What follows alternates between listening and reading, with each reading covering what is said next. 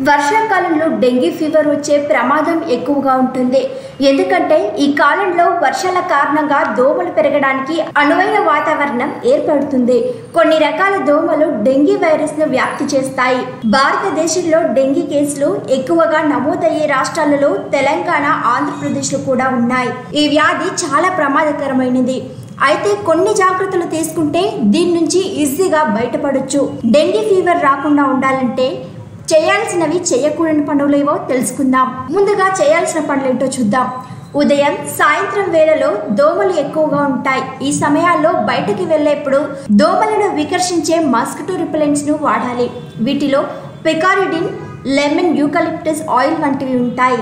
Dengue fever వ్యాప్తి చేసే దోమలు నీటిలో పెరుగుతాయి కాబట్టి ఇంటి చుట్టూ నీరు నిల్వ ఉండకుండా చూసుకోవాలి. టైర్లు, డబ్బాలు, కూజలు వంటి వాటిలో చేరే వర్షపు నీటిని పారబోయాలి. డ్రమ్ములు, ట్యాంకులు వంటి వాటర్ స్టోరేజ్ పాత్రలను మూతతో కప్పి ఉంచాలి. ఇంటి చుట్టూ ఉన్న చెరువులు, కుంటలు శుభ్రంగా ఉంచుకోవాలి. ఒకవేళ డెంగీ పాజిటివ్ వస్తే ఫీవర్ ఉన్నప్పుడు శరీరం చాలా నీటిని కోల్పోతుంది. ఈ సమయంలో రోజంతా కనీసం 8 నుండి 10 గ్లాసుల నీరు తాగాలి. ORS, కొబ్బరి నీళ్లు వంటి ఎలక్ట్రోలైట్ డ్రింక్స్ ను శరీరం కోల్పోయిన లవణాలను తిరిగి అందిస్తాయి.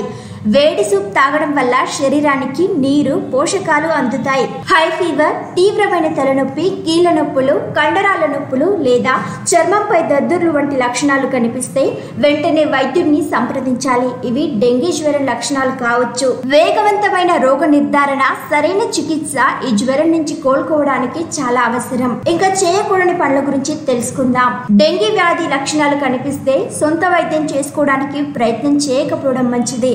లేదా సొంతంగా మందులు వాడడానికి ప్రయత్నించకూడదు. ఎందుకంటే కొన్ని మందులు ఈ జ్వరం లక్షణాలను మరింత తీవ్రతరం చేయవచ్చు. దోమలు ఎక్కువగా ఉండే ప్రాంతాలు లేదా నీరు నిల్వ ఉండే ప్రదేశాలకు వెళ్ళకూడదు. ఎందుకంటే ఇక్కడ డెంగీ వ్యాధిని కలిగించే దోమలు కూడా ఉండొచ్చు. డెంగీ వ్యాధి వస్తే ప్లేట్లెట్ల సంఖ్య తగ్గుతుంది. మరి పరిమితికి మించి ప్లేట్లెట్స్ కౌంట్ తగ్గితే బ్లీడింగ్ వంటి సమస్యలు రావచ్చు. కాబట్టి డెంగీ జ్వరం లక్షణాలు కనిపిస్తే వెంటనే వైద్యుడిని సంప్రదించి ప్లేట్లెట్ కౌంట్ చెక్ చేసుకోవాలి. ఆస్పిరిన్ లేదా ఐబుప్రోఫెన్ వంటి మందులు తీసుకోవడం మానేయాలి. ఎందుకంటే ఇవి డెంగీతో బాధపడుతున్న వ్యక్తులలో రక్తస్రావం, ఇతర సమస్యల ప్రమాదాన్ని పెంచుతాయి. డెంగీ రోగులకు తగినంత విశ్రాంతి చాలా అవసరం. శారీరక శ్రమ చేయకూడదు. శరీరం కోలుకోవడానికి సమయం ఇవ్వాలి. ఈ ట్రెండింగ్ వీడియోల కోసం News18 తెలుగు ఛానల్ను సబ్స్క్రైబ్ చేసుకోండి.